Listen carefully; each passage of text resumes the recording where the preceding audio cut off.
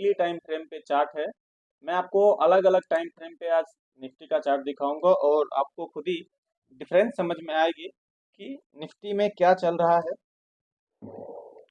Basically पूरे week, और अभी क्या हुआ, आने वाले वीक में क्या हो सकता है, इन चीज़ों के ऊपर हम बात करेंगे। Sorry for interruption. यहाँ पे नोटिस कर सकते हैं हमने यहाँ पे वीकली चार्ट प्लेस किया हुआ है। वीकली चार्ट पे आपको क्लियरली ये दिख रहा है निफ्टी का प्रीवियस वीक का क्लोज और करंट वीक का क्लोज ऑलमोस्ट सेम है। और ये रेंज इसलिए वैलिड है क्योंकि आप देख सकते हैं कि जब ये 11 मार्च वाले वीक में जब गिरावट आई थी और उससे पहले जो तेजी आई थी, यानी उससे पहले वीक की 4 वीक की, तो भी एक ये इसी रेंज के आसपास प्ले कर रहा था। तो हम इस रेंज को मार्क कर लेते हैं। जब किसी रेंज पे निफ्टी या कोई भी स्टॉक या कोई भी इंडेक्स बार बार टकराए, रिफ्लेक्ट करे, तो जाहिर सी बात है कि वहाँ कुछ ना कुछ रीजन है, वो एक जोन क्रिएट हो रहा है। अभी के लिए हेवी रेसिस्टेंस का काम कर रहा है। ऊपर की तरफ गया, निफ्टी ऑल टाइम हाई बनाया और गिरते हुए फिर से वहीं पे 22,520 के आसपास। इससे प्रीवियस वीक की जो क्लोजिंग थी वो क्लोजिंग 22,513 थी। इस वीक की क्लोजिंग जो है 22,519 रुपये 40। और उससे पहले वीक की जो हाई थी वो 22,516 थी। तो ये एक रेंज है निफ्टी का जो काफी दिन से इस रेंज को प्ले कर रहा है। ये अभी हमें ये देखना है कि अपकमिंग वीक में क्या चांसेस लग रहे हैं, सिम्टम बन रहे हैं। अगर इसमें गिरावट, क्या है कि अगर न्यूज बेसिस गिरावट हुई, जो ईरान वाला मैटर चल रहा है अभी, अगर उसके बेसिस पे गिरावट होती है तो मे भी मार्केट क्रैश करेगा, गिर सकता है। गिरेगा तो कहाँ तक गिरेगा, क्योंकि न्यूज बेसिस जब मार्केट में क्रैश आते हैं तो उसके लिए हम कुछ श्योर नहीं कर सकते कि कितना गिरेगा। पैनिक सिचुएशन होगा, लोग पोजिशन को रफ करेंगे। अभी के लिए हम सपोर्ट मार्क करते हैं कि निफ्टी अगर गिरती है तो वीकली बेसिस पे हम ये मार्क कर रहे हैं। पहला तो हम प्रीवियस वीक का लो क्रैश होता है तो, और फिर उसके बाद हमें उस रेंज को देखना है जिस रेंज में ज्यादा वॉल्यूम थी जिस कैंडल में, और उसको क्या रिस्पेक्ट करता है ये। फिलहाल के लिए हम, अगर तेज गिरावट आती है तो ये रेंज को मैंने मार्क किया हुआ है। अदरवाइज आप और भी रेंज देख सकते हैं। जिस आप नॉर्मली वॉल्यूम के ऊपर जाइए, जिस कैंडल पे वॉल्यूम थी उसका हाई, कुछ इस टाइप से 2-3 रेंज हमने मार्क कर ली। अगर वो गिरती है तो इस लेवल पे नॉर्मली आप ध्यान रखिए कि ये वीकली चार्ट है। अभी हम डेली टाइम फ्रेम पे चलेंगे तो चीजें बिल्कुल आपको अलग दिखेंगी। अभी एक सीढ़ी नुमा सीन यहाँ पे क्रिएट हो चुका है, जो निफ्टी के लिए सपोर्ट जो हमने ड्रॉ किया है, आप सपोर्ट बोल सकते हैं। हालांकि ये सब चीज मैं नॉर्मली ड्रॉ नहीं करता हूँ। ये बेसिकली है, इसका रीजन ये है कि अगर तेज गिरावट होती है तो हो सकता है कि इसका पहला स्टॉप कहीं यहाँ आसपास आए, हो सकता है इसका अगला स्टॉप इससे नीचे जाए। तो उसके लिए एक रेंज है कि कहाँ से पुल बैक आने के चांसेस होते हैं। ये है डेली टाइम फ्रेम पे। हमें ट्रेड जब भी करना है, किसी भी न्यूज के आधार पे ट्रेड नहीं करना है। न्यूज के आधार पे ट्रेड करने के लिए या तो आपका ट्रेडिंग मेथड आपको चेंज करना पड़ेगा, अदरवाइज आपका जो डिसिप्लिन है, जो रूल है, आपने जो भी रूल अपने लिए बनाए हैं, आप उसको केवल फॉलो करें और उसके बेसिस पे ही आप ट्रेड करें। अभी के लिए ये जो ट्रेडिंग जो दिख रही है आपको डेली टाइम फ्रेम पे, निफ्टी का जो डायरेक्शन है, ये डाउन ट्रेंड मैं इसलिए ड्रॉ कर रहा हूं क्योंकि अभी जो लेटेस्ट न्यूज आई है उसके वजह से मार्केट में कुछ कोलाहल तो मचने वाली है, और उससे ये पता लग जाएगा कि अगर बड़ी गिरावट होती है तो कहां कहां तक जा सकती है। तेज गिरावट अगर रनिंग कैंडल बनती है तो आप अवॉइड करें, इमीडिएट पुट ले सकते हैं, लेकिन लॉस बहुत बड़ा होगा। तो जब मार्केट में हाईली वोलेटिलिटी रहती है तब आप दूर रहिए। अगर आप नया ट्रेडर हैं तो रिस्क लेने की क्षमता नहीं है, पता चले आपका पहला दिन है, आपने ट्रेड लिया और बस वहां आपका बंटाधार हो गया एक ही टाइम पे, फिर आपने सीधे एक ही लाइन में कहना है कि अरे सब जुआ है, सब बेकार है। तो there is nothing like that, ऐसा कुछ होता नहीं है। आपका डिसिप्लिन ही आपको पैसा देगा। अभी 2 दिन में जो सैटरडे संडे जो भी हुए हैं, ये किसी को नहीं पता होता है मार्केट में। अब जो भी होगा, जिन्होंने भी ओवरनेट पोजीशन किए होंगे, वो उनका सिचुएशन पैनिक क्रिएट होता है उनके लिए। अभी के लिए हम एक बार निफ्टी का ऑल टाइम हाई भी मार्क कर लेते हैं। All time high previous session में बना था।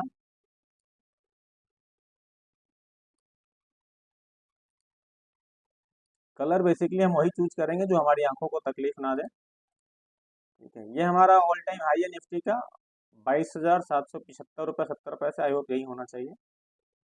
52 वीक हाई निफ्टी का ओपन हो जाओ यार। ये आप देख सकते हैं इस कॉर्नर पे 22,775 रुपये 70 पैसे। तो ये फ्यूचर अपकमिंग डेज में जो होने वाले हैं निफ्टी के साथ घटनाएं उसके ऊपर है। बाकी अभी ट्रेडिंग का फंडा सेम ही है, जो पोस्ट मार्केट में बताता हूँ, जो लाइव मार्केट में बताता हूँ, वो डिसिप्लिन सेम है। और अगर कल मार्केट क्रैश होती है, गैप डाउन खुलती है या खुलते ही गिरना शुरू हो जाती है, तो मैं इमीडिएट कल के लिए मैं सेल साइड जाऊंगा। बाकी स्ट्रेटजी के अकॉर्डिंग स्टॉप लॉस मैनेज करूंगा, क्योंकि जब हाईली वोलेटाइल मार्केट जब पहले से पता होता है, एजम्पशन होता है कैसा होगा, और अकॉर्डिंग टू एजम्पशन अगर मार्केट वैसा हुआ तो उसके फ्लो में बह जाना चाहिए। ये तो हो गई निफ्टी की बात। अभी हम बात करेंगे जो इस वीक में स्टॉक्स में जो मूवमेंट हुए हैं और उस पर क्या क्या रिएक्शंस हुए हैं। इसलिए आज पूरे दिन टाइम नहीं मिल पाया मुझे कि मैं वीडियो शूट कर पाऊँ, तो आज के लिए निकालते हैं। पहले तो मार्केट एक्टिविटी रिपोर्ट हमें चाहिए। वो कौन कौन सी डेट की चाहिए? मंडे और उसके फ्राइडे की। फ्राइडे को डेट थी 12 अप्रैल। सबसे पहले हम यहाँ पे 12 अप्रैल का डेटा फेच करते हैं और इस वीक का सेक्टर ढूंढ लेते हैं कि इस वीक में कौन से सेक्टर ने धूम मचाए हैं। 12 अप्रैल का डेटा यहाँ लोड हो रहा है और हम यहाँ पे करंटली इस डेट को 12 कर देते हैं। ये डेटा को डिलीट कर देते हैं।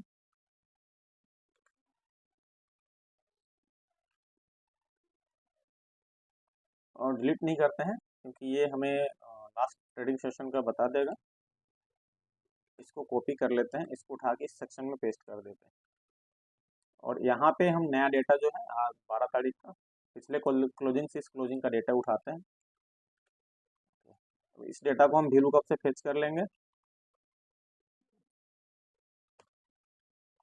रेंज हमारा हो जाएगा ये 3 4 5 6 6,0 इंटर हिट करेंगे, वैल्यू आ गई और यहाँ पे हम इसको ड्रैग कर देंगे। हमें एग्जैक्ट वैल्यू के लिए कंट्रोल शिफ्ट भी कर देंगे ताकि ये चला जाए। अभी हम रिटर्न को सॉर्ट कर लेंगे Z2 है। अब इस वीक का डेटा हमारे स्क्रीन पे आ गया है कि अगर सेक्टर की हम बात कर रहे हैं तो इस सेक्टर में अभी जो इस वीक है सबसे जो गेनर सेक्टर रहा है वो मेटल है, second gainer reality, third oil and gas, और जो लूजर सेक्टर रहा है वो है आपका फार्मा, PSU बैंक और मीडिया। IT भी लूजर में ही। इसी प्रकार से हम स्टॉक्स में चलते हैं। स्टॉक्स में भी हम 5 तारीख वाला डेटा को इधर से इधर शिफ्ट कर देंगे।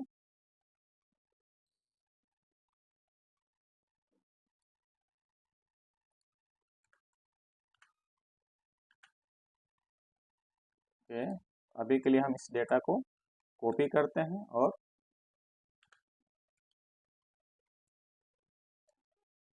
शिफ्ट हो गया। ये डेट को हम चेंज कर देंगे। हमें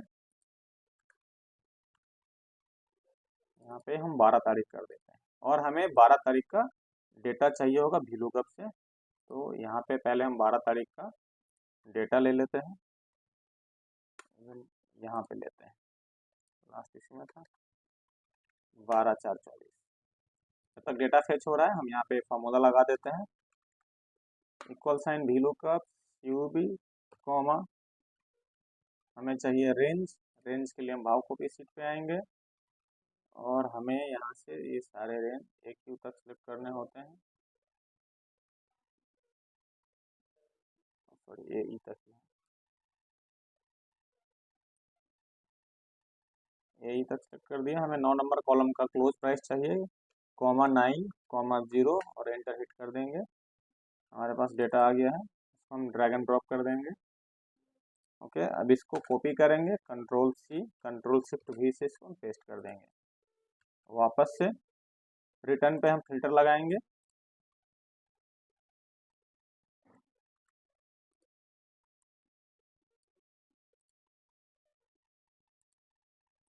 और हम सॉर्ट कर लेंगे Z2 है। तो फाइनली ये जो डेटा निकल के आया है हमारे सेक्टर के अकॉर्डिंग, अगर मेटल सेक्टर हमारा गेनर था इस वीक में मेटल सेक्टर में 3% की तेजी आई है, तो डेफिनेटली मेटल सेक्टर के स्टॉक्स भी मूवमेंट में होंगे। और ये स्क्रीन पे आपको विजिबल है, हिंद जिंक इस वीक 23.95 लगभग 24% का मूव है। ऑटोमोबाइल एक्साइड इंडिया में 21 पॉइंट समथिंग मूव है। ये रीजन ये है कि इसमें कुछ न्यूज आई थी, उसके बाद ये एक्साइड इंडिया, और न्यूज क्या है वो भी मैं वेरीफाई जस्टिफाई कर दे रहा हूँ अभी।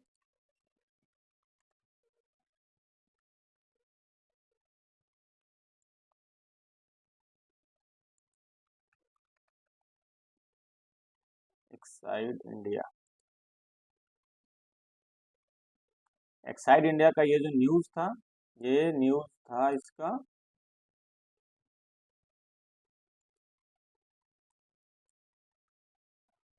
ओके 2 दिन पहले इसकी न्यूज आई थी। Exide India logs best week in more than 17 year battery, Exide industry to acquire.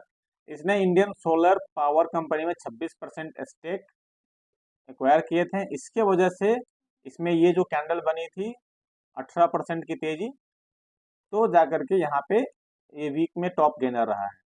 Vedanta metal sector का हिस्सा है, ये मेटल सेक्टर का भी है, कमोडिटीज में भी आता है और एमएनसी में भी है। Hind copper oil and gas sector भी आपका यहाँ पे थर्ड गेनर था। ये गेनर की लिस्ट है। अब इसमें सिम्टम रिसर्च भी करेंगे हम स्टॉक्स के ऊपर कि ये स्टॉक में कैसे सिग्नल मिले थे, नहीं मिले थे। ये वीक के दौरान अगर आपको किसी स्टॉक में 20% से ज़्यादा की गेन मिल जा रही है, 10% से ज़्यादा मिल जा रही है, देन आपकी रिसर्च बहुत अच्छी है, लेकिन इसको पकड़ने आना चाहिए। अभी के लिए हम टॉप लूजर पे चलते हैं। तो लूजर में है हमारा finance sector, reality finance sector, health care, pharma भी है लूजर हमारा। और यहाँ आ जाते हैं हम फार्मा सेक्टर, ठीक है। तो फार्मा और पीएसयू बैंक लूजर है हमारा। आप फिल्टर से आप इनको हटा भी सकते हैं। अभी के लिए अगर फार्मा बैंकिंग सेक्टर जो है आप देख लीजिए, बंधन bank 7.58%, union bank 7.11% loser, REC limited financial service की ही है 0.711, ग्रेनुएल्स हेल्थ केयर का है, फार्मा का भी है, दोनों में ही आते हैं ये। सेक्टर इंडस्ट्री हेल्थ केयर है और सेक्टर फार्मा हेल्थ केयर, दोनों के अंदर आते हैं। तो ये है गिरावट वाली। तो ये चीजें हमें क्या है मिल गई इनसे, जो लूजर सेक्टर है, जो गेनर सेक्टर है, जो एवरेज प्ले किया। लास्ट वीक हमने एक स्टॉक देखा था, आईटी का था, इन्फोसिस। अब लास्ट वीक जो 5 तारीख को इनकी हमने देखी थी, तो इस वीक में देखते हैं क्या इनकी वहां पे जब आरएसआई उसका लो था, तो अभी भी क्या उसी रेंज पे है, ट्रेड मिला नहीं मिला, स्टॉप लॉस गया। हमें इसकी सारी ड्राइंग हटा देनी है। और लास्ट सेशन के गिरावट से पहले अगर देखी जाए तो ये कैंडल था 5 अप्रैल। यहाँ के बाद आरएसआई अगर इंडिकेटर लगाते हैं, जिसके बेसिस पे हमने ट्रेड फाइंड किया था, तो आरएसआई ने एग्जैक्टली हमने यहाँ पे अंडरलाइन अंडर वैल्यू थी, यहाँ बोला था जैसे आरएसआई 30 के ऊपर यानी लोअर बैंड से ऊपर आने लग जाए तो आप ट्रेड प्लान कीजिए। और इससे ऊपर आने के बाद मूवमेंट आई थी, लेकिन बाजार की गिरावट की वजह से अब ये यहाँ पे इस रेंज यहाँ से देखा जाए तो लगभग 2% उठा था, लेकिन आईटी फिर ज़्यादा नहीं और वीकली गिरावट। तो ये स्विंग के लिए स्टॉक होते हैं, इसको आप होल्ड कर सकते हैं। इसमें स्टॉप लॉस कोई खास ये चीज़ नहीं होती कि स्टॉप लॉस मेंटेन करना है। ऑलरेडी अभी आरएसआई इसका अंडर वैल्यूड है, तो हम टारगेट के लिए वेट करेंगे। एक रेंज बनाया है इसने इन्फी ने, और वो रेंज है आपका ये रेंज से अगर ऊपर निकल जाता है तो जाहिर सी बात है। और ये रेंज कितने पॉइंट की है बाय द वे, ये रेंज है आपकी लगभग 62 पॉइंट की। अगर इस रेंज से निकलता है तो इन्फोसिस काफी ऊपर तक जा सकता है। अभी इस वीक की जो लूजर स्टॉक्स हैं या जो गेनर हैं, गेनर पहले लूजर देख लेते हैं। बंधन बैंक, बंधन बैंक का कंडीशन क्या है वो हम एक बार अभी एनालाइज कर लेते हैं। ओके, बंधन बैंक कोई न्यूज थी जिसकी वजह से गैप डाउन हुई थी, और ये पूरे वीक एक ही रेंज में ये भी प्ले करके रह गया है, कोई खास मूवमेंट नहीं। आरएसआई भी इसका अभी अंडर वैल्यूड चल रहा है, बट प्योरली अंडर वैल्यूड जब 30 से नीचे जाती है तभी हम मानते हैं। इसकी न्यूज आई थी, बंधन बैंक के सीईओ ने रेजिग्नेशन अरेज किया था concern future prospects market off. और उससे पहले न्यूज थी cut to hold from buy Axis Securities. तो जब न्यूज आते हैं तब स्टॉक्स में गिरावट होते हैं, न्यूज बेसिस तो इसको आप रिसर्च में ऐड नहीं कर सकते हैं इस टाइप की घटनाएं, और ये आप कैप्चर भी नहीं कर सकते हैं पूरा का पूरा। नेक्स्ट हम देख लेते हैं एक बार के लिए यूनियन बैंक, क्योंकि अभी लास्ट वीकेंड पे फ्राइडे को मार्केट क्रैश हुआ था, तो उसका इम्पैक्ट तो बाजार में दिखना ही था। अभी देख लीजिए वीक की गिरावट वाले स्टॉक है, अभी इवन इवन यूनियन बैंक में अभी भी ये डाउन ट्रेंड को ही ये शो कर रहा है।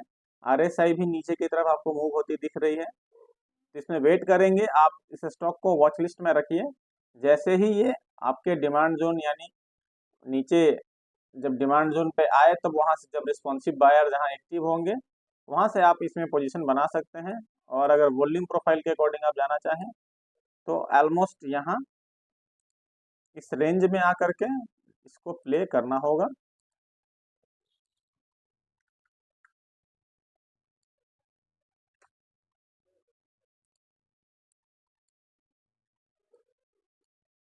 ये एक रेंज है, अभी यहाँ से प्ले कर रहा है। अगर यहाँ से पुल बैक करके चला गया या इसका 50% फिबोनाची आप यहाँ पे ड्रैग कर लीजिए, इस लाइन का अगर 50% से भी यानी कि 144-45 से भी लौट गया तो ठीक है, अदरवाइज ये इस रेंज तक आ सकता है और आप वेट करें।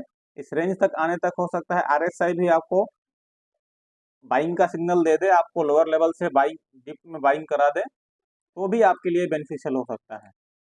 अगर आप ऑप्शन में सेल करते हैं, ऐसे इस सभी स्टॉक को एक एक करके चेक कर पाना थोड़ा संभव नहीं है। आप अब गेनर सेक्टर में देखते हैं, मेटल में हिंद जिंक। क्या हिंद जिंक को हमारे सेटअप ने ओवरबाउट जोन में लेके पहुंचा दिया है या नहीं? डेफिनेटली जब ये स्टॉक फुल्ली बुलिस्ट है तो आरएसआई भी प्रॉपर फुल बुलिश मोड में है, green heavy volume, heavy volume के साथ ब्रेकआउट और एक नई हाई, एक नई ऊंचाई। मेटल सेक्टर बूम पे है, इसमें भी न्यूज थी।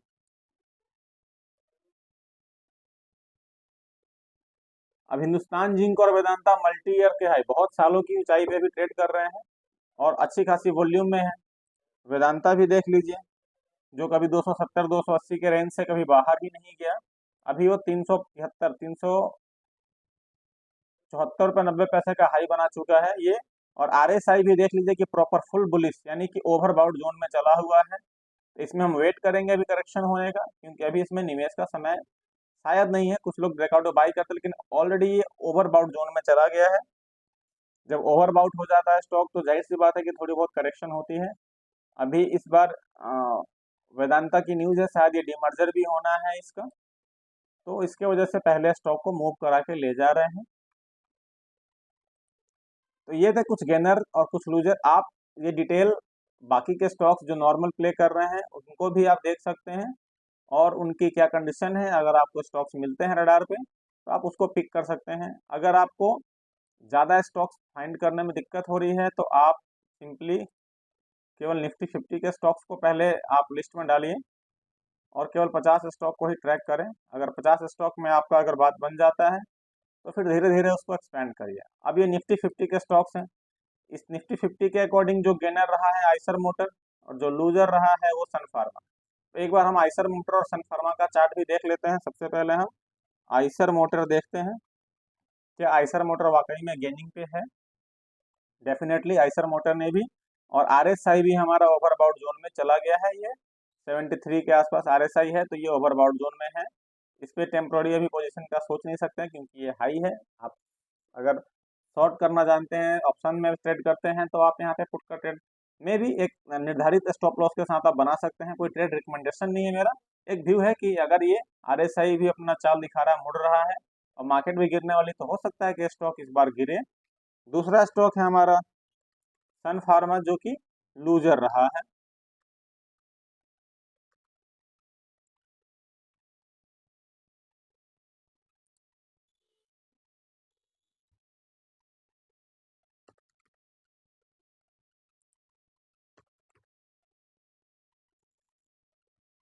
सन फार्मा निफ्टी का इस वीक का लूजर है और अच्छी खासी वॉल्यूम के साथ गिरावट हुई है। रीजन देख लेते हैं।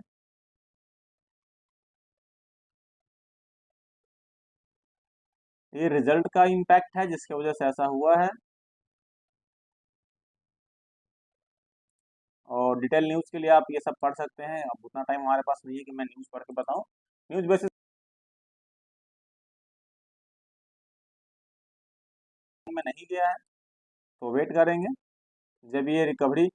जब भी ट्रेड आप प्लान करें, नोटिस ये हमेशा करना है कि किसी भी ट्रेंड के अगेंस्ट नहीं जाना। जब तक ट्रेंड चेंज नहीं होता है आपको ट्रेड प्लान नहीं करना है। अब ये गिरावट का सीन चल रहा है तो जब तक यहाँ पे अच्छे वॉल्यूम के साथ बाइंग नहीं आएगी तब तक हम इसमें एंट्री या किसी भी स्टॉक में हम एंट्री नहीं बनाएंगे। तो ये थी आज के इस वीडियो में निफ्टी की वीकली ओवरव्यू, जो मेरी पर्सनल ओवरव्यू है, प्लस स्टॉक्स के परफॉर्मेंस। काफ़ी सारे स्टॉक्स आने वाले हैं और बहुत सारे स्टॉक्स मैं अभी इसमें दिखा नहीं पाया क्योंकि उतना प्रॉपर पॉसिबल नहीं है कि इतनी लंबी वीडियो बनाई जा सके। तो आशा करता हूँ कि आपको ये वीडियो अच्छी लगी होगी और आपको मज़ा आया होगा एनालिसिस सीखने में। टेक्निकल फंडामेंटल का कॉम्बो और डिसिप्लिन ट्रेडिंग, जो मेरा कोट है, जो मेरा स्लोगन है, उसको आप फॉलो करें क्योंकि